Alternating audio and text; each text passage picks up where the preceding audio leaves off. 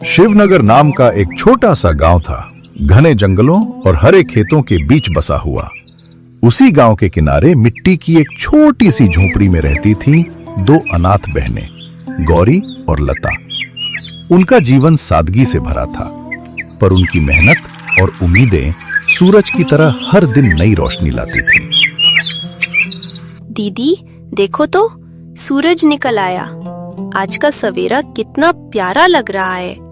चलो ना, जल्दी से मिट्टी तैयार करते हैं। आज बहुत सारे बर्तन बनाने हैं। हाँ लता, चलो शुरू करते हैं। यही मिट्टी तो हमारी सबसे बड़ी दौलत है। इसी से हमारा घर चलता है और इसी से हमारी पहचान है। दीदी, आज मैं सबसे सुंदर बर्तन बनाऊंगी, ताकि जब लोग हाट में देखे तो कहे, वाह, गौरी लता के हाथ का कमाल। हाँ हाँ, बस ऐसे ही मेहनत करती रहो लता। मेहनत से बनाया हर बर्तन भगवान की पूजा जैसा होता है। अगली सुबह झोपड़ी के बाहर फिर वही सादगी और मेहनत की खुशबू बसी थी। गौरी मिट्टी गूंथ रही थी, पास ही लता चूल्हे पर सब्जी बना रही थी। तभी गौरी लता को कहती है, लता देख, आज धूप भी कुछ जल्दी निकल आई है। मुझे लग रहा है आज का दिन बड़ा काम वाला होगा। कल जो 5 घड़े टूटे थे, उनकी भरपाई आज करनी है। अगले हफ्ते हाट है। अगर बर्तन नहीं बने तो हमारा क्या होगा बहन? हाँ दीदी, सब हो जाएगा। तू बस चिंता मत कर, मैं आज जल्दी खाना बना दूंगी। फिर दूध लेकर निकल जाऊंगी हाट तक। सुना है शहर के लोग ताज़ा दूध के ज्यादा पैसे देते हैं। पर लता, तू अकेली जाएगी? वो जंगल का रास्ता बड़ा सुनसान है।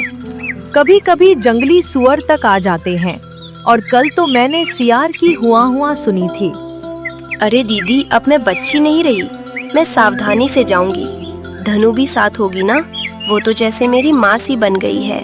जब जब मैं डरती हूँ, वो अपनी आँखों से जैसे हिम्मत देती है। तू भी ना लता, जब बोलती है ना तो लगता है माँ बोल रही हो। बस देख, किसी से ज्यादा बातें मत करना। वहाँ लोग तो जरा जरा सी बातों में ताने मार देते हैं। अनाथ बहनें हैं, क्या कर पाएंगी, ऐसा कहने वाले बहुत हैं। हाँ दीदी, पर ऐसे लोगों की बातों से हम रुकेंगे नहीं। हमारी मेहनत ही हमारा जवाब होगी। जब सब देखेंगे कि 2 अनाथ बहनें भी अपने दम पर जी सकती हैं, तब सबकी जुबान अपने आप बंद हो जाएगी। तू सच कहती है बहन। माँ होती तो तुझ पर गर्व करती। कभी कभी लगता है तू ही तो घर की असली हिम्मत है। और तू हमारी माँ जैसी है दीदी। तेरे बिना तो ये घर अधूरा है, जैसे चूल्हा बिना आँच के। खाना बना दिया हो, अब तू निकल जा। देखो, हवा भी अब तेज हो रही है। शायद फिर से बारिश आने वाली है। तू लौटते वक्त जल्दी आना, कीचड़ गहराता जा रहा है। और हाँ, अगर गांव का मुखिया मिले तो उससे दूर ही रहना।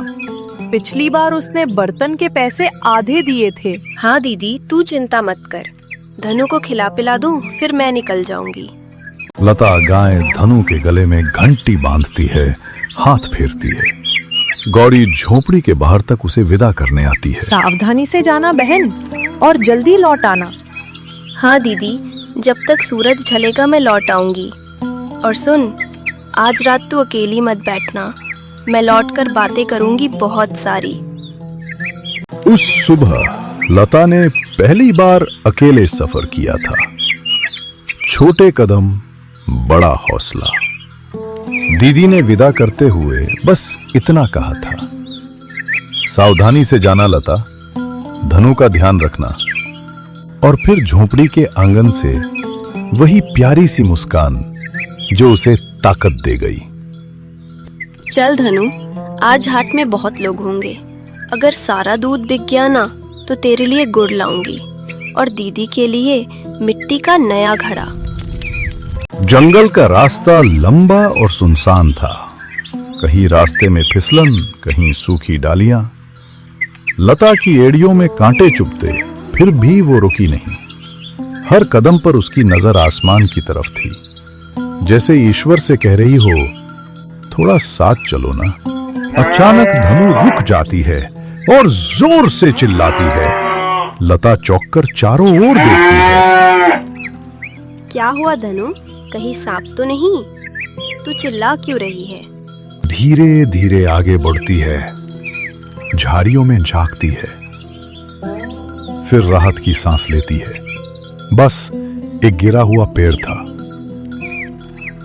थोड़ी देर बाद जंगल का आखिरी हिस्सा। धूप अब तेज हो चुकी है। लता थककर एक पत्थर पर बैठती है, माथे का पसीना पोंछती है। थोड़ा सा और चल लो, फिर हट आ जाएगा। दीदी खुश हो जाएगी अगर सारा दूध बिक गया तो। और जैसे ही जंगल की आखिरी झाड़ियों के पार वो पहुंची, सामने रंग बिरंगा हाट नजर आया। लोग, दुकानें, हंसी ठिठोली और बीच में वही छोटी सी लता जिसके सिर पर मेहनत का घड़ा और दिल में सपनों का समंदर था। चल धनु, अब हमारी मेहनत बिकेगी। बिटिया, ये दूध ताजा है क्या? हाँ चाचा, आज ही सुबह निकाला है। मेरी गाय धनु का है। बहुत बढ़िया। आज मेरी बेटी का नामदिन है। घर पर खीर बनानी है। सारा दूध चाहिए मुझे। सारा? सच में चाचा? हाँ बिटिया, तेरे जैसे मेहनती बच्चे का दूध ही सबसे शुद्ध होगा। हाँ। वो लता से पूरा दूध खरीद लेता है और सिक्के उसकी हथेली पर रख देता है। कभी कभी भगवान सीधा नहीं आता, पर किसी नेक इंसान के रूप में आकर मेहनत का इनाम दे जाता है। लता मुस्कुराती है, हाथ जोड़कर धन्यवाद करती है। धनु की गर्दन सहलाती है। शाम का समय हो गया है। गौरी लता की राह देख रही है। रास्ते से आती लता दिखती है, धूल से भरा, पर आंखों में हल्की चमक। गौरी की आंखों में राहत उतर आती है। अरे लता, आ गई तू? कहाँ रह गई थी इतनी देर? कितनी बार मैंने बाहर झांक कर देखा, सोचा कहीं रास्ते में कुछ गड़बड़ तो नहीं हो गई। अरे तू तो खाली हाथ आई है। मतलब सारा दूध बिक गया क्या? हाँ दीदी, सारा का सारा दूध बिक गया। आज हाट में बहुत भीड़ थी। शुरू में तो कोई रुक ही नहीं रहा था, सब अपने अपने काम में लगे थे। पर थोड़ी देर बाद एक काका आए। बोले, बिटिया, तेरे दूध में मलाई दिख रही है, ताजा है क्या? मैंने कहा, जी काका, आज ही सुबह दुआ है। वो मुस्कुराए और बोले, आज मेरी बिटिया का जन्मदिन है, खीर बनानी है। फिर उन्होंने पूरा दूध ले लिया, बिल्कुल बिना मोल भाव किए। हाँ, और जाते जाते बोले, तेरे जैसे ईमानदार लोग अब कम मिलते हैं बिटिया। दीदी, जब उन्होंने ये कहा ना, तो मेरी सारी थकान जैसे उड़ गई। अरे लता, तू तो सच में बापू जैसी निकली। वो भी कहते थे, जिस काम में सच्चाई हो वहाँ भगवान खुद रास्ता बनाते हैं। आज तेरी मेहनत रंग लाई है। मुझे पता था तू कर दिखाएगी। सुबह जब तू निकली थी ना, तेरी आंखों में डर तो था, पर तेरे कदमों में हिम्मत थी। डर तो बहुत लगा था दीदी। जंगल का रास्ता लंबा था, कहीं झाड़ियों में आवाजें आ रही थीं। कभी लगा जैसे कोई पीछा कर रहा हो, पर मैं बस तेरी बात याद करती रही। डर मत लता, भगवान हमेशा मेहनती का साथ देते हैं। वो शब्द जैसे ढाल बन गए मेरे लिए। हर कदम पर लगा कोई मेरे साथ चल रहा है। हाँ लता, भगवान तेरे साथ ही थे। और अब देख, तेरा चेहरा कैसा चमक रहा है, जैसे तेरी मेहनत ने खुद रोशनी जला दी हो। चल अंदर चल, मैंने तेरे लिए रोटी सेंकी है। थोड़ा दूध बचा था सुबह का, उसी से आटा गूंधा। आज तू रोटी खाएगी और मैं तेरे पास बैठकर तेरी बातें सुनूंगी। अगली सुबह दोनों बहनें जल्दी उठी, मिट्टी के बर्तन टोकरी में सजाए और मुस्कान चेहरे पर लिए हाट की ओर निकल पड़ी। गांव का हाट आज रंग बिरंगा था। कहीं खिलौनों की दुकान, कहीं मिठाई की, और एक कोने में लता और गौरी का छोटा सा स्टॉल। देख लता, हमारे बर्तन कितने सुंदर लग रहे हैं, जैसे माँ ने सिखाया था ना। हाँ, आज सबको दिखा देंगे कि मेहनत की कीमत क्या होती है। बहन, तेरे हाथ के बर्तन में तो मिट्टी की खुशबू बसती है। धन्यवाद। ये वही मिट्टी है जिसमें हमारा बचपन खेला है। धीरे धीरे लोगों की भीड़ बढ़ने लगी। हर कोई उनके बर्तन की तारीफ करने लगा। गौरी के चेहरे पर गर्व था और लता की आंखों में उम्मीद। उधर हाट में दोनों अनाथ बहनें लता और गौरी अपने मिट्टी के बर्तन बेचने में व्यस्त थीं। उनके बर्तन लोगों को इतने पसंद आए कि हर कोई उनके पास ही झुकने लगा। पर उधर गांव का मुखिया उनकी इस मेहनत और बढ़ती पहचान से जलने लगा था। अरे सुनो, ये दोनों अनाथ बहनें हाट में सबका ध्यान खींचने लगी हैं। लोग अब हमारे कारीगरों के पास नहीं जा रहे। हाँ मुखिया जी, पूरे हाट में लोग बस उनके बर्तन ही खरीदते हैं। बाकी दुकानदार तो बैठे बैठे ऊँघते रहते हैं। तो अब वक्त आ गया है कि उन पर लगाम लगाई जाए। बिना कर दिए कोई कुछ नहीं बेचेगा इस गांव में। पर मुखिया जी, वो तो गरीब लड़कियां हैं। उनके पास तो मुश्किल से मिट्टी और चूल्हे के पैसे होते हैं। गरीब है तो क्या हुआ, मिट्टी भी तो हमारे गांव की है। अब से जो भी हाट में बर्तन बेचेगा उसे मिट्टी कर देना होगा।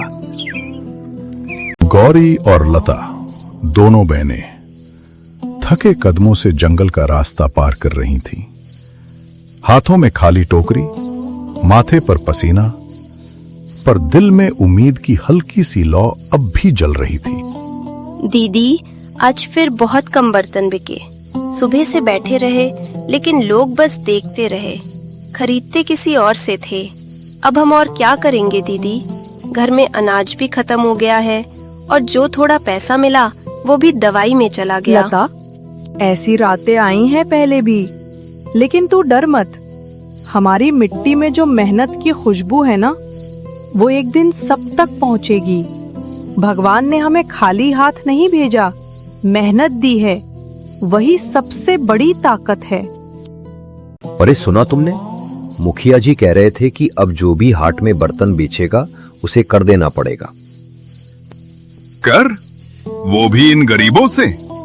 उनके पास तो खुद खाने को मुश्किल से होता है। कहते हैं हर बेचने पर 2 पैसे या 1 मुट्ठी अनाज देना होगा। मुखिया बोल रहा था कि जो नहीं देगा उसे हाट में जगह नहीं मिलेगी। अरे गौरी, तुम्हें पता है मुखिया जी ने हाट में बेचने वाली सभी चीजों पर कर लगा दिया है। हाँ हाँ, वही तो कहा मैंने। अब से गांव में जो भी व्यापार करेगा, चाहे छोटा हो या बड़ा, कर देना ही होगा। ये गांव मेरा है और मेरा नियम सबको मानना पड़ेगा। समझी गौरी? मुखिया जी, हम तो बस मिट्टी के बर्तन बनाकर 2 वक्त की रोटी जुटाते हैं। हमारे हिस्से की मिट्टी पर कर लगाना, क्या ये इंसाफ है? इंसाफ की बातें मुझे मत सिखा गौरी। तू तो बस बर्तन बनाती है, हुक्म देने का काम मेरा है। और अगर ज्यादा बोलने लगी तो हाट में तेरी जगह भी छिन जाएगी। दीदी, वो अगर सच में हमें हाट से निकाल देगा तो हम कहाँ बेचेंगे? गाय भी अब दूध कम दे रही है, घर में कुछ बचा नहीं। अब क्या करें? डर मत लता। हाँ, वो मुखिया है, पर भगवान उससे बड़ा है। हम मिट्टी से रोटियां बनाएंगे, झोपड़ी में रहेंगे, पर अपनी मेहनत की कीमत कभी नहीं बेचेंगे। जिस दिन हमारे बर्तन किसी के घर सजेंगे, उसी दिन सबको हमारी मेहनत का मोल समझ आएगा। दीदी, सब हमारे खिलाफ हो जाए तो भी क्या तू ऐसे ही हिम्मत रख पाएगी? जब तक तू मेरे साथ है, कोई हमें तोड़ नहीं सकता लता। सच की राह मुश्किल जरूर होती है, पर अंधेरे के बाद ही सुबह आती है। उस शाम जंगल की राह में बहनों के कदमों के साथ उनकी चिंता भी चल रही थी। पर उन चिंताओं के बीच साहस और उम्मीद की एक नई किरण जन्म ले रही थी। वो किरण जो एक दिन मुखिया के अहंकार को भी झुका देगी। सुबह का समय, दोनों बहनें मिट्टी गूंथ रही हैं। पास ही गाय घास चर रही है। दीदी, सोचो ना, क्यों ना हम जंगल के किनारे ही बर्तन बेचे? रोज इतना दूर हाट जाने में थकान भी होती है और आधा दिन निकल जाता है। बात तो तेरी ठीक है लता। जो लोग हाट तक नहीं जा पाते वो यही आकर खरीद लेंगे।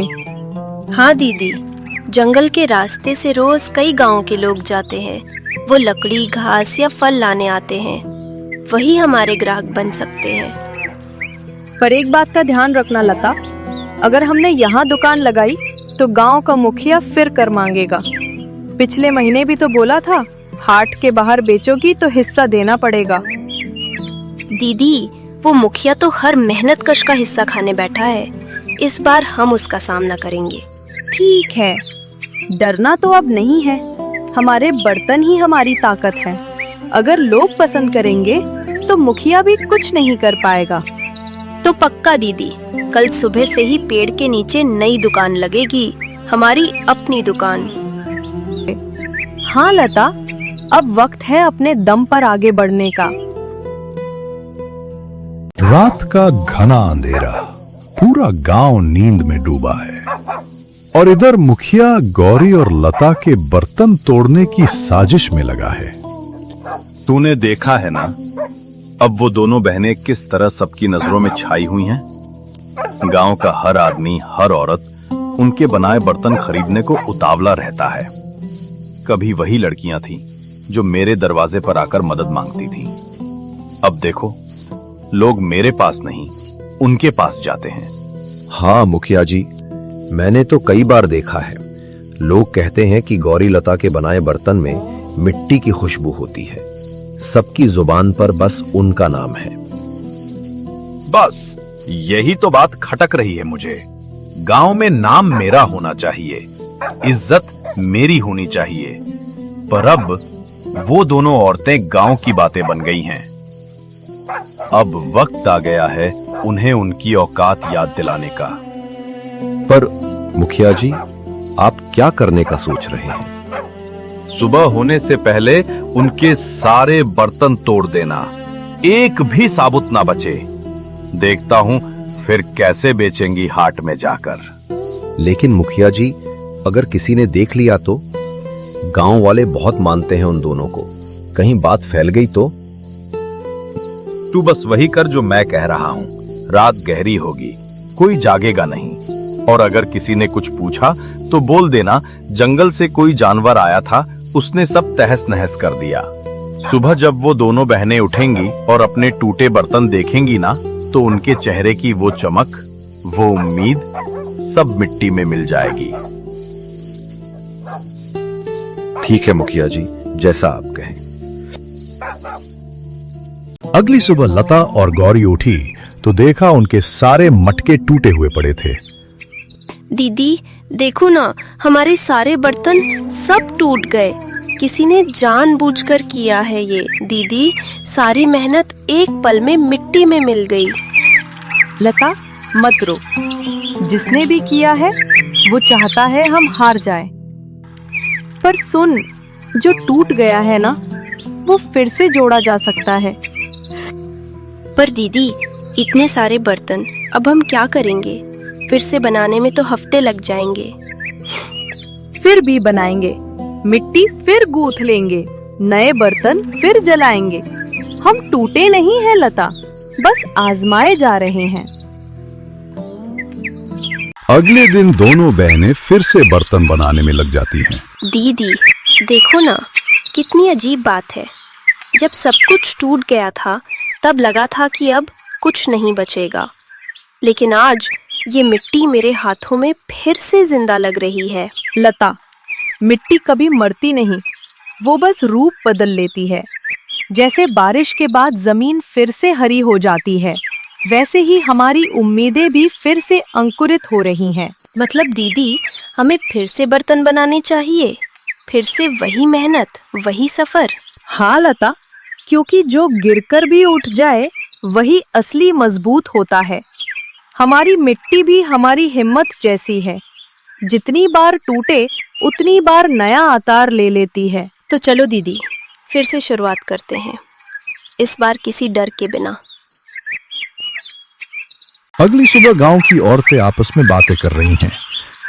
अरे सुन रही, वो दोनों बहनें फिर से मिट्टी गूंथ रही हैं। क्या कहती है? इतने अपमान के बाद भी लोग तो ऐसे हाल में घर से बाहर निकलने से भी डरते हैं। हिम्मत वाली है दोनों। कोई और होता तो सब छोड़ देता, पर ये तो फिर से मिट्टी में जान डाल रही हैं। सच कहूँ, भगवान भी उन्हीं की मदद करता है जो हार नहीं मानते। इनके हाथों में जादू है, मिट्टी में जान है। ऐसी औरतें ही गांव की पहचान होती हैं, जो टूटकर भी मुस्कुराती हैं। काश हर औरत में ऐसी ही हिम्मत हो, जो अपमान से नहीं, अपनी मेहनत से जवाब दे। क्या कहा तूने? वो दोनों फिर से मिट्टी गूंथ रही हैं। जी मुखिया जी, सुबह से ही काम में लगी हैं। गांव वाले तो उनकी तारीफ भी कर रहे हैं। तारीफ? मेरी नाक कटवाने निकली हैं ये दोनों। लगता है अब इनकी उड़ान काटनी पड़ेगी। गांव में मेरे आदेश के बिना कोई काम नहीं करता, और ये दोनों मेरे खिलाफ सिर उठाकर बर्तन बना रही हैं। तो क्या करे मुखिया जी? कल सभा बुलाओ, पूरे गांव को बुलाओ। अब इन दोनों को सिखाना होगा कि इस गांव में ताकत किसकी चलती है। गांव के लोगों, आज तुम्हारे सामने मैं एक सच्चाई रखना चाहता हूँ। ये दोनों बहनें गौरी और लता हमारे गांव के कुएं से मिट्टी चुराकर अपने बर्तन बना रही हैं। क्या चोरी की? ये तो बड़ा पाप है। ऐसा कैसे कर सकती हैं?